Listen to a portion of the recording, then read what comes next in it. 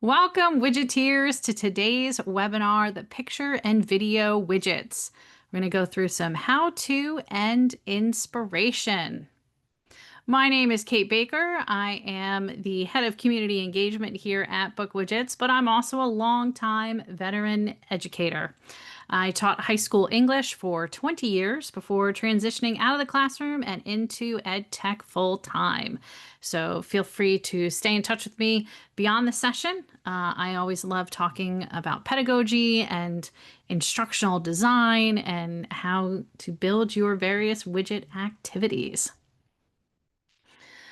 For those of you who are new to BookWidgets is a content creation and student learning evaluation platform for teachers.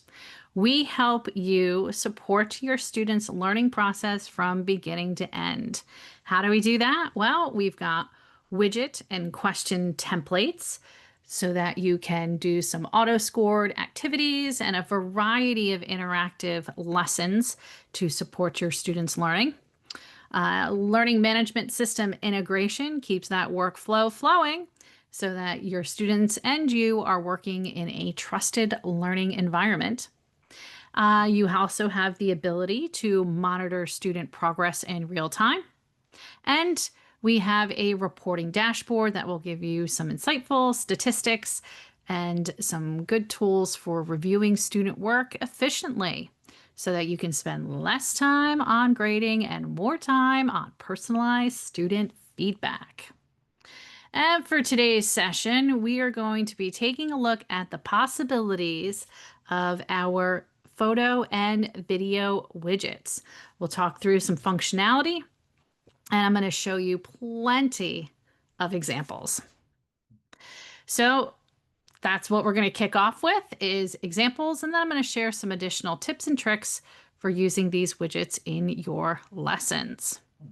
So the various examples I have for you are going to come from numerous content areas and grade levels, and I want them to serve as inspiration and practical ideas for creating your own content. You can certainly use any of the widgets that we create and then I'm showcasing here. You will have the ability to duplicate them via the teacher link and then be able to customize them if you need to, or just use them as is and just make a copy into your account for quick sharing with your students. So we're going to take a look at these specific types of widgets: the hotspot, tip tiles, the piano widget. Even though it's not technically images, it does fall into this category. And then we're also going to take a look at before and after, the image carousel. We got so much good stuff to share. I love these widgets. Okay, honestly, I love all the widgets. Okay, so first we're going to start off with the hotspot image widget. This one is awesome for a variety of reasons. You can use it to create interactive learning pathways, use it for multimedia posters. It can be used for inquiry and discovery, and also for some fun game boards. So let me show you some examples. So this particular one, we just have an image. So when you're thinking about how to create your hotspot images, you can start with any image, and then what you're doing is layering on those interactive points. So you can make them that they're hidden. So like when we look at this image, we don't necessarily see anything. Or as we move the cursor around, if I zoom in, you can kind of see my cursor doesn't get any bigger, but you can see my cursor has changed from the pointer to now a finger, from an arrow to the little hand. And being able to find those hotspots. Now we have this particular hotspot image is all audio. So I don't know if it's going to come through on the Zoom, but when I click on it, so here I'm looking at broccoli. Du brocoli. And I'm getting the French translation of it. So it can be an interesting way to model speaking skills for your students. And just as I said earlier, you can make a copy in your account with the teacher link just by clicking that green button in the top corner. Let's go take a look at another example.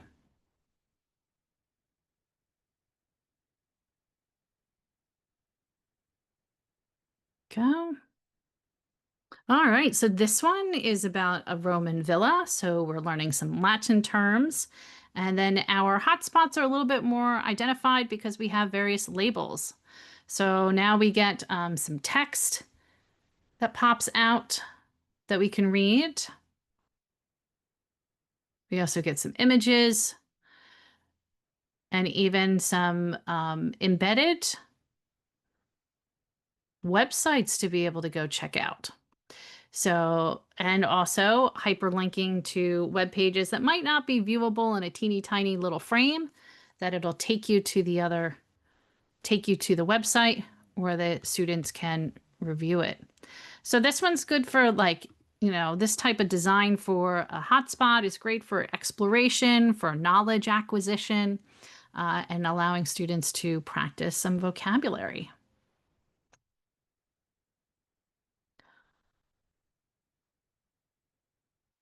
Here's another example. This one is also, again, using a background image that was created.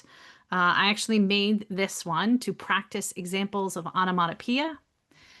So again, if hopefully the sound will come through on Zoom. And when they click on it, they'll hear the sound come through.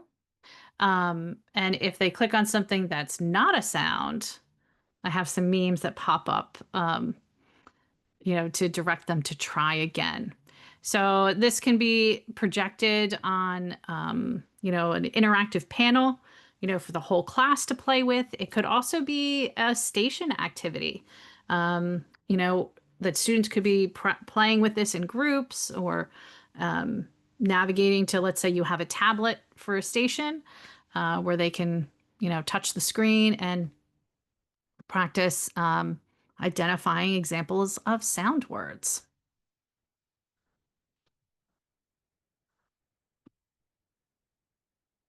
This next example is a little bit more of a learning pathway. So we have, some curated activities here. And when we click on each of the street signs, it'll take us to another activity to do and then navigate back. So it's kind of like a choice board, where we've curated the activities. It's a fun way to kind of package stuff together. So when students see this, they're like, ooh, what can I go do? And then be able to go play with these different widget activities that have been embedded in this hotspot. So not only can you do text, video, images in your hotspots, but then you can also link to widgets.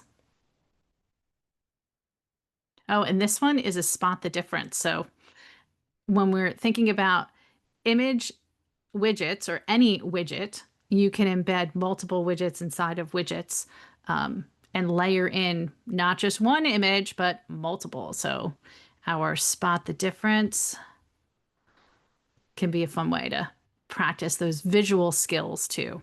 So as they explore, there we go. So again, if you start with an image and then you make the different spots on it clickable to curate the activities is certainly one way to make it kind of like a game board. But if you want to see like an actual game board, here's this one is the Sustainable Development Goals. So each one of these has a identifiable hotspot where you open it up. And then there's, again, widgets inside of widgets. So we have a worksheet widget here for students to check their understanding. Again, worksheet widget, check their understanding and have it be auto scored. Makes it a great way to have it be kind of interactive as they're learning. And then they get that feedback right away. And let's do this one. Also think about it for professional development. So not only are you creating widgets for your students, but you could also be creating them for your colleagues for professional development. So this is about the Castle framework. And we have on the Castle framework image, it is clickable so that when we click into it, we can get some more information about each of the core competencies. And then, widgets are linked in.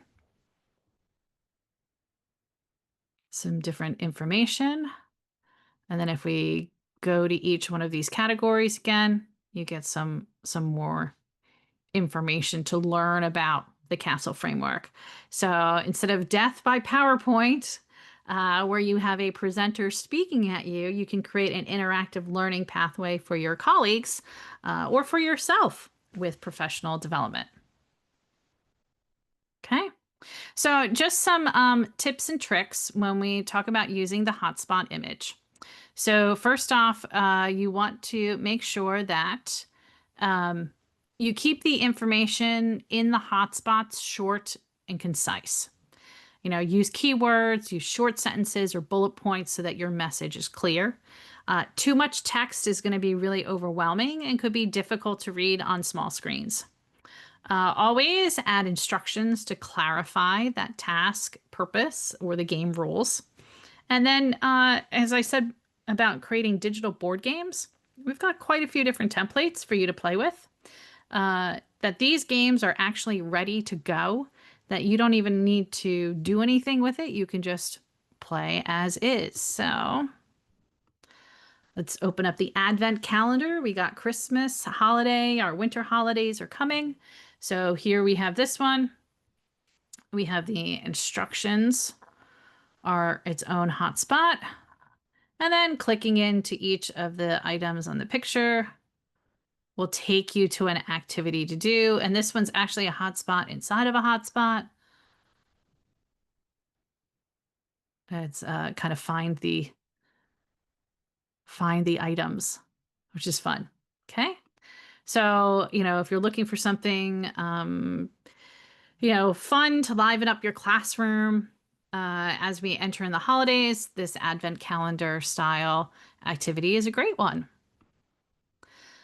Speaking of social emotional learning, here's a game that I built called Journey to Calm. So here's those instructions that you can do in the widget editor. And so it explains the game, how to play. And then I have a randomness widget for throwing the dice. And if they want to spin again, they can spin again. And then they would navigate to the number. And it would give us a jigsaw puzzle to go solve. Ready, go back.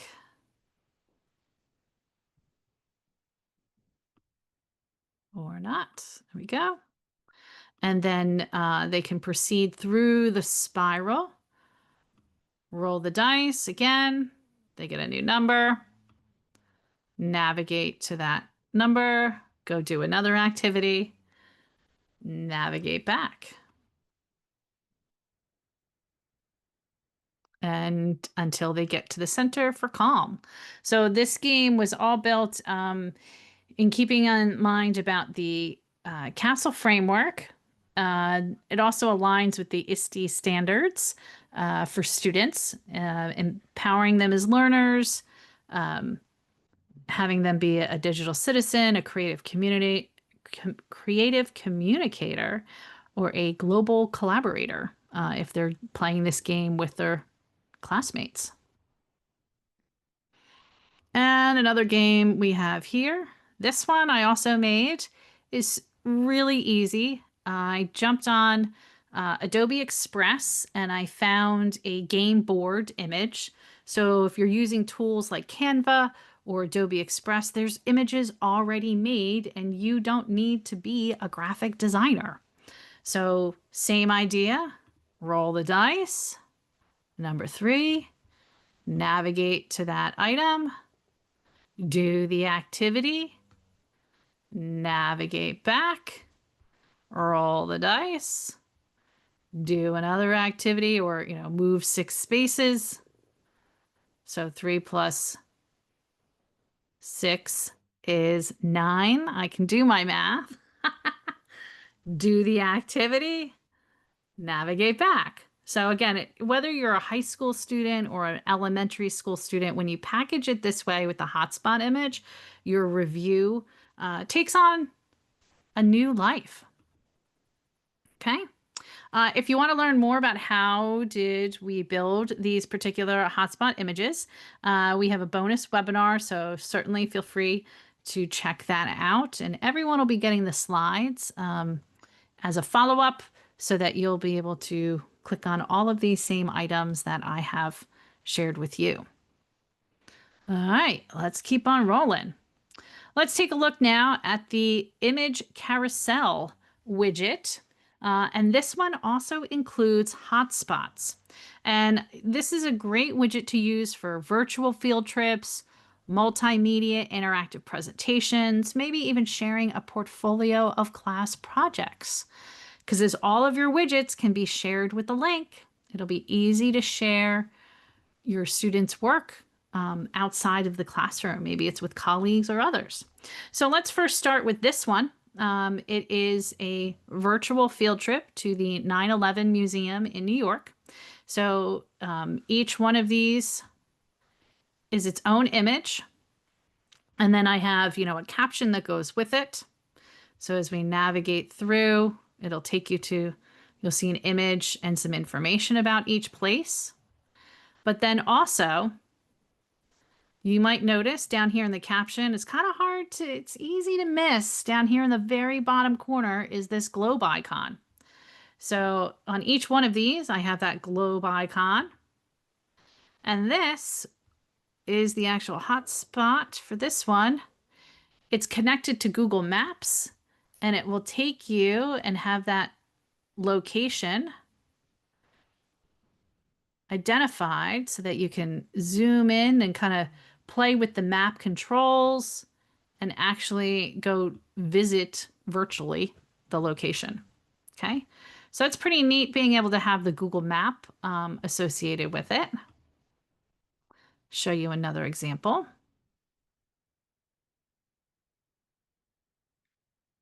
This one has hotspots in it. So whereas the other one did not, this one has, we got a dot here that will give us a little bit of a text.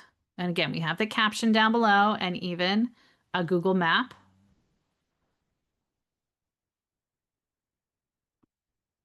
So that students can go explore volcanoes without actually visiting one. Let's take a look at another example. This one's, great for the beginning of the school year when you're going over your class expectations or classroom rules. Using memes can be kind of fun.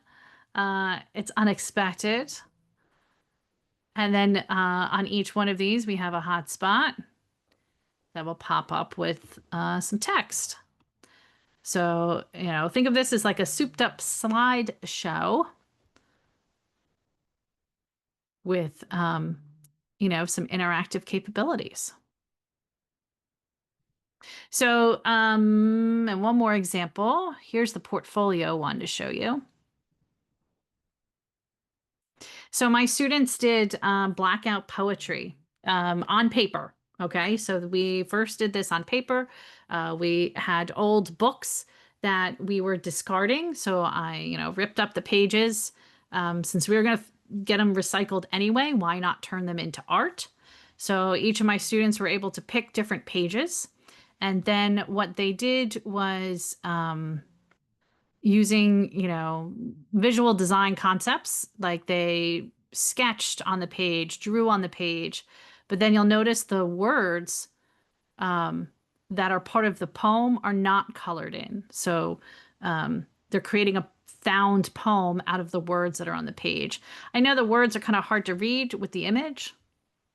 The wave struck him and thundered on the coast. He brought the wind and a great wave, a hostile power, and before him to roar and whirl the bounteous earth out of the foaming sea, swarming and no force of wind. Interesting. Here's another example. While dreaming, this was an impossibility. It is said that humans are never satisfied with silent imaginings. Now, we're just taking old books that we had read in class and now turn them into poetry. And it gives a really interesting way for students to showcase, writing poems through words that are already given to them. And then to create this, all I did was snap a picture of my student's work and then uploaded it to the image carousel widget.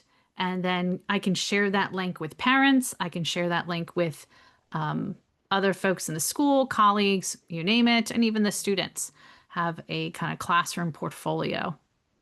You can also set this up with like QR codes. So if you're doing, I know we're already into the thick of the school year, but if you have an open house or back to school night, having a QR code that links to this widget would be another way that you could showcase student work beyond your classroom using this particular widget. Okay, so again, some tips. You can link images to locations in Google Maps if you need. Add instructions so that they understand the purpose of what to do and how to switch to Google Maps via that globe icon. Let's go to our next widget, random images. So this is great to spark creativity and critical thinking. You're not actually collecting anything from them. So there's also an opportunity for blended learning here, that if they're interacting with the digital images in the random images widget, you could have them be doing writing or other tasks on paper, or even just discussion. So it can be multimodal. You want to use this also for comparative analysis in addition to practice speaking skills. So, and random, it seems random, but really it's you behind the scenes curating the different images. So here we're doing some haiku writing for poetry. So I want to get my students inspired. In the instructions, we have the rules or the structure of a haiku, an example, and then they can seemingly get a random image. Again, controlled randomness because I curated the items for them. And then they can select an image that they want to write a haiku about. Another example. You can do not just one image, but up to, I think it's 9 total different random images to put in there. So here we have 4 different random images. This is a speaking activity where they will pair up with another student, and they're going to, out of the 4, they need to name all of them and then choose an animal as a pet, choose an animal not to have as a pet, and discuss it. So you get your images and can generate a random set. Now, how do you find images to put into your random images widget? You can use our Pixabay integration and search for images online. So you're not having to take all the images, you can use them. Let's take a look at another example. This one is for practicing time. So being able to tell difference between the 2 clocks. So again, seemingly random. What's the difference between 12 and 7:30? That they can practice their speaking skills. And you could pull this up on the front board, do this as a whole class activity, a partner activity, a station activity, an individual activity as well.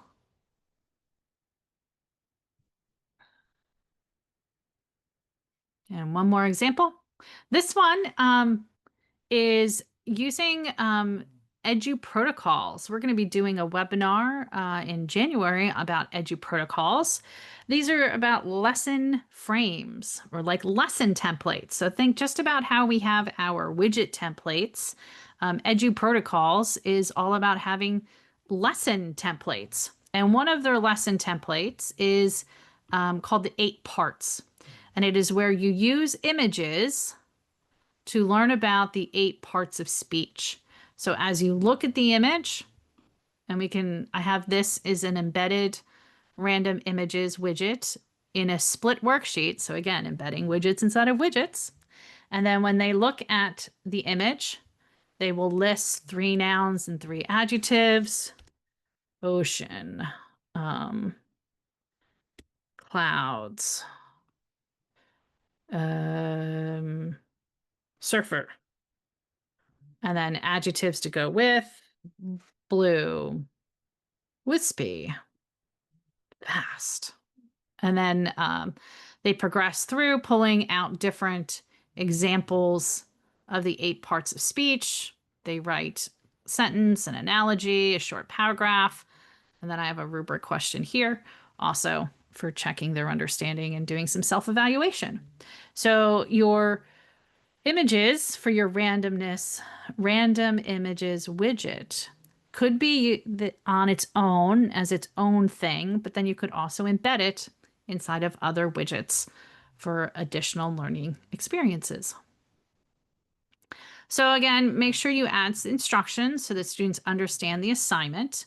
And you want to choose a wide selection of images relevant to your topic or your learning goal to keep it engaging. So it feels random when they have multiple random images. And yes, you can display up to 9 images on one screen. All right, our next widget is tip tiles. So this one is going to be used for step-by-step video tutorials. You're visualizing a step-by-step process or projects. And you could also use this one too for a shareable portfolio of classwork. So let's go through a few of these examples. Ooh, learning about how to make chocolate. When we click on each one of these tip tiles, we get the image. We get some text. We also get a video that is embedded in. And what's great about the videos is you can have start and stop times for each one of these particular tiles so that you're really segmenting the process and being able to show specific steps, not just watch a 20-minute video, but use those start and end times to really break it down for students. And then pairing it with the image and text to further reinforce the learning.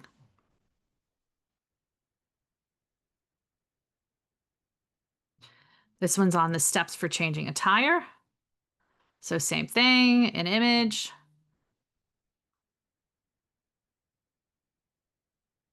You get the video. Then there's also, yeah.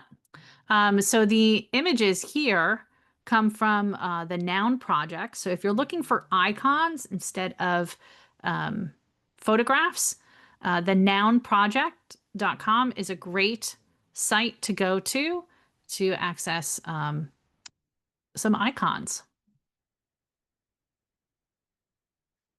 Give you another example. So this one is a little bit of like a choice board where they write a report, recreate a scene. So again, they're not necessarily collecting anything, but it just gives ideas for what you could do for a project. So creating a book review. And then whereas this last example for tip tiles is actually a curated class portfolio. So this goes with a class project for creating Valentines using AI. So prompting the AI to create an image and then So for each one of these, what tool was used to create it and the prompt, and then pulling that image into something like Adobe Express or Canva, and then having, putting the overlay of words on it to create the card. So using a little bit of app smashing and then collecting all those cards and now compiling them into a tip tiles um, as a portfolio. This is kind of nice and fun. Take a look at. We have a whole blog post if you're interested in how to do this project on creating Valentine's Day cards with AI. And as the holidays are impending upon us, you could do this not just for Valentine's Day, but any time of the year. So make sure some tips. If you're going to do the video tutorials that are step by step, you're going to divide that one long video into multiple steps by defining the start and end times with your YouTube URL. The images are square, so you do want to use square images work best. You can crop to make it work.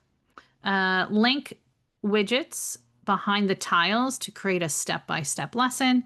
And then again, use that noun project to find icons for your tiles to switch up the visual design. Okay, our next widget is an image viewer. This one is asking students a question.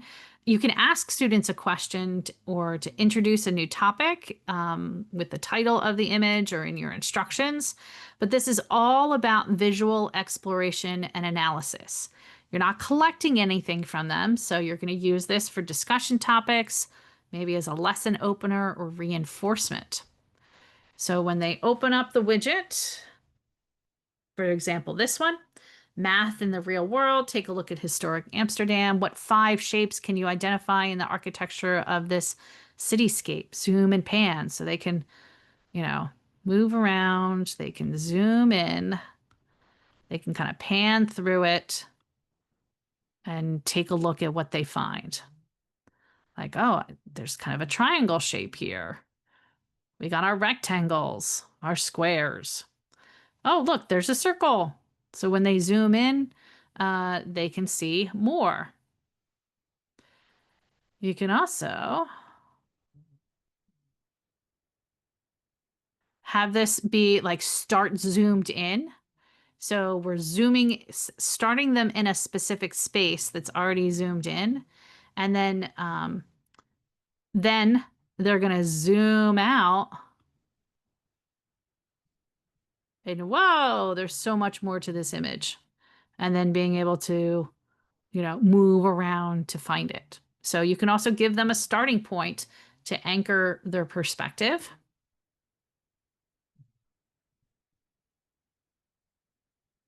This one, something spooky is hiding in the haunted scene. Zoom in and explore every corner. How many? 6, 7. Haha, 6, 7. Can you find lurking in the shadows? Yes, if your classroom is haunted by 6, 7, I know Halloween has passed already, but this could be a fun way to zoom in and, oh, look, there's a 6, 7. There's a 6, 7, 6, 7. And ask students to zoom around the image. Oh, there's some more that they could go find them. So there's a little bit of a trick or treat when it comes to the 6, 7 craze. Nope. Let me get back down.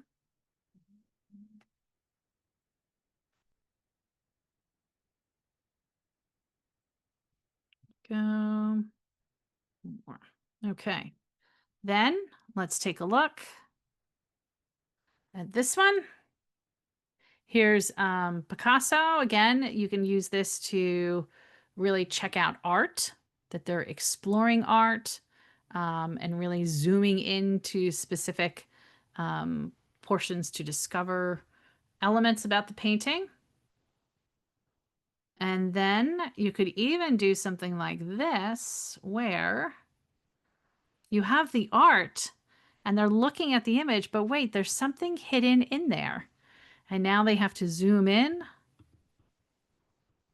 Oh, look, Ah, 5 times 5 is 25. Oh, there's another one. 100. Zoom in some more. 100 minus 12. Oh, there's another one. So think about like math practice. This could be blended learning where they're zooming in on their screen to find these math problems, but then writing them down on paper. Or, this could be a class contest, who can find them the fastest and solve them first. Again, blended learning, multimodal experience.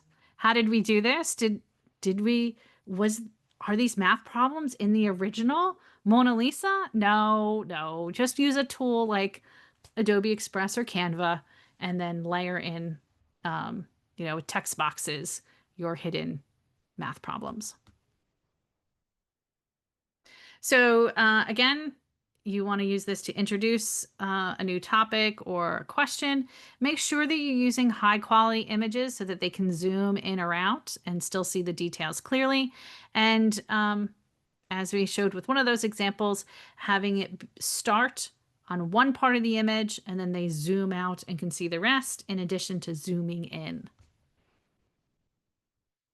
Oh, here comes the piano widget. Okay, not really like video or image, but definitely fun for music exploration, learning to play the piano, learning note reading skills. Works best on tablets so that they can use their fingers, kind of get the right finger position on a tablet, or use like a MIDI keyboard. They have those small keyboards. So again, if you're doing music instruction and you want the correct finger position, having an actual keyboard is useful for that. It is a little technical to set up, so we do have a video for you to convert MP3 files into sheet music for the widget. And you can always start with simple songs and then build up to more advanced. But I love, this is such a unique widget. And I guess a unique use case, but then being able to follow along with the song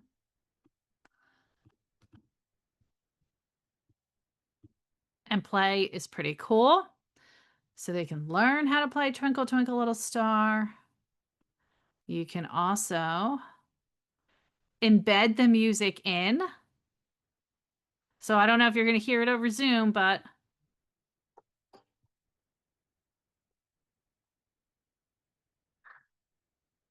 they could try playing along um, to be able to do this. And make sure I got it. Okay. All right. So, you can have them be playing along with the music as they're trying to use the piano keyboard down here. So that's the piano widget. Our next one is before and after. This is also great for comparative analysis, discussion topics, even practicing labeling of images.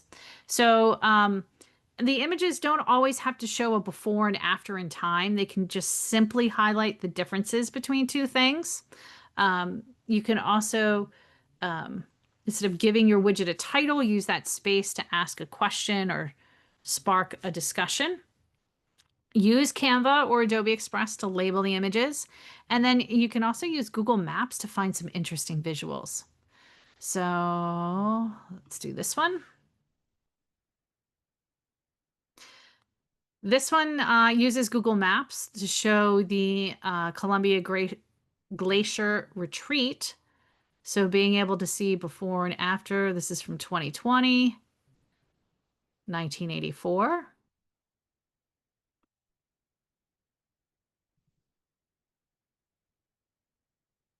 Here's one that's not a before and after, it's two different images.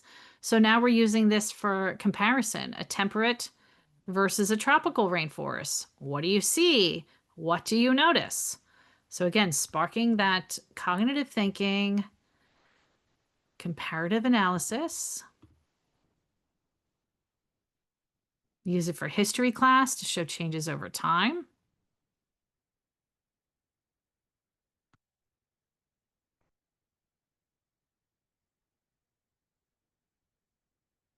And here's one for labeling. So here we have the image for anatomy class, nothing on it. And you want to have students practice or learning what are the labels, where are these specific things. So then they can move the slider to reveal the labels. And then, okay, copy down their diagram, pull it back. And then, if you project this on the front board, you could stand there and point with your finger, what is this area here? And then have students call it out and then be able to have them say, it's the posterior arch of C1, right? But that's another way that you could use the before and after. Frame sequence. This is for chronologically ordered images. Definitely use it for curated information for discussions, and it can also be a comparison carousel. So again, using high quality images is important with any of these widgets. But here we have one image and then we're sequencing. So now they can navigate through each thing, have some text and the image, and understand the timeline or the processing. So it's just another way of packaging the information for your students. And then they can just, again, navigate through to learn these 10 facts about pizza.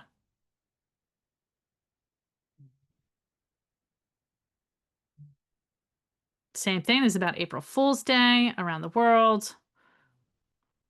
We got a whole bunch of different items to be able to click through. You get an image and you get some text down below.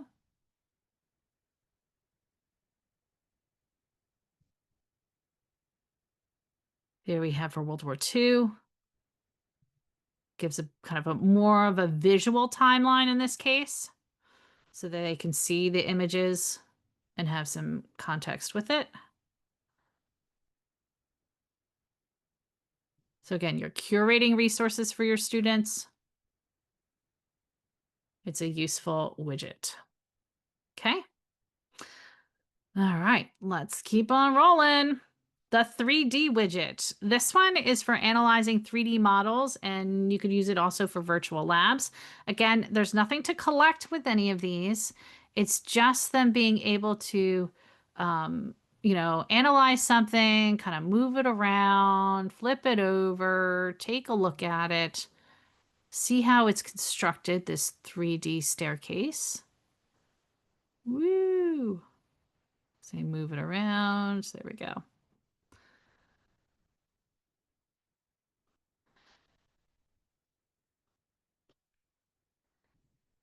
Being able to see, let's say, salt, your molecular compound here. See how it's constructed in a 3D way. Or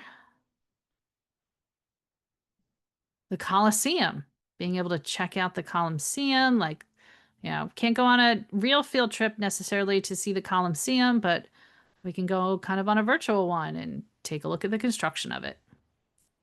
So this one, you can download some free 3D files from websites like Free 3D.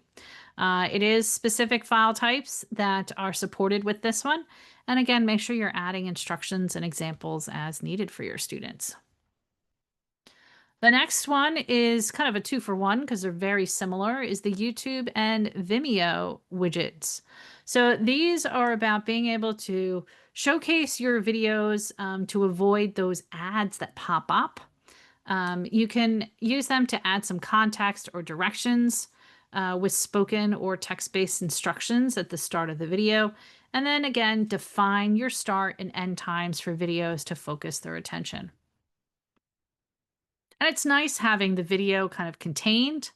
So here we have with the instructions, gives me context because you can't do that when you just grab a YouTube link and share a video. But now I can give them some instructions and then they can watch the video.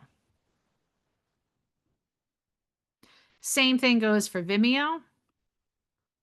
Just grab the link. I have my instructions, for what I want students to look for while they're watching, some reflective thinking. They can watch the video. And then when we're done, let me pull back those instructions again so that we can go through and take a look at it. So these ones are great if you want to avoid ads with watching videos and providing those context. Okay, so using video and photo widgets in your lessons. Think about where you want to use them in different lesson phases. You can add them into other widgets and just some general tips. So images and videos in different lesson phases, use it for introduction, to introduce the topic, capture student interest. Of course, use it for explanation. The visuals are great for clarifying and illustrating complex concepts. You can also use it for practice, having students independently use interactive images in your lesson, and also as closure, that the widgets for reflection or discussion to deepen that understanding and connective learning. So, again, any point in the learning phase, you can be using these image and video widgets. You could also, in addition, that we've showcased, widgets inside of widgets, you can add them into, let's say, a web quest or a planner. So this is great to build, a learning pathway. The image and video widgets don't need to be submitted. So you can embed them directly into this so that students can see them instantly. So again, you're curating the content for your students so that they can access it right away. And, so here we have a web quest and we have our before and after. Poor Brad. They can be exploring these hotspot images and solve the murder mystery.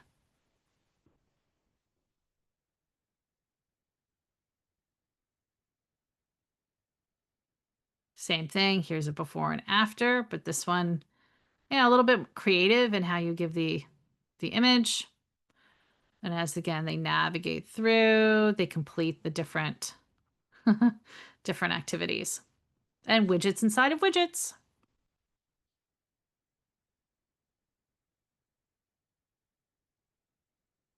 The 9/11, here I have this particular lesson has video embedded, of course, but then I also have some different widgets embedded that they can navigate right to it to complete the activities. And then same thing goes for the planner. Again, it's just about the container that you're using. If you want them to be doing more of a list, we're going to go on a virtual field trip. Let's go explore a glacier. Oh, there's the Columbia Glacier again. Check it out. Navigate back. Check the box. Let's move on to something else and go explore. So you get the idea here with these. It doesn't always have to be something that you're collecting from your students. You can just package it and curate it and have them go do the exploration virtually. And then next, when we think about embedding widgets, again, it's so easy to do. All you need to do is have a link, and being able to embed a widget inside of a widget. You can use a startup password. You can make it a little bit more complex or gatekeep a little bit of things if you need to. But it just makes it easy to share the widgets with your students. And then last bit of tips here. Again, use tools like Canva or Adobe Express to create those engaging visuals. Always use videos and photos that are of good quality. And then you can adjust the size and resolution in BookWidgets as needed to edit the video or edit the image. And then switching to rich text to provide those visual instructions. You can add images inside of there, multimedia stuff, a video inside of your instructions to help get your students started. So some last links and resources. So if you ever have a question and you need some technical help, you can always email us at support@bookwidgets.com. Our webinars, we've got a whole slew coming up. Tomorrow, there's going to be a webinar on exam links, so check that out. And then we'll have more of our calendar released for the upcoming year. Tutorials are a great place to go too, and our knowledge base to answer those frequently asked questions. And if you haven't gone to the Book Widgets blog group or the blog, you have a great treasure trove of inspiration waiting for you. So I'm so glad you've joined me today, and I really appreciate our time together. I'm going to stop the recording and then we're going to go to Q&A. So thanks again for joining me.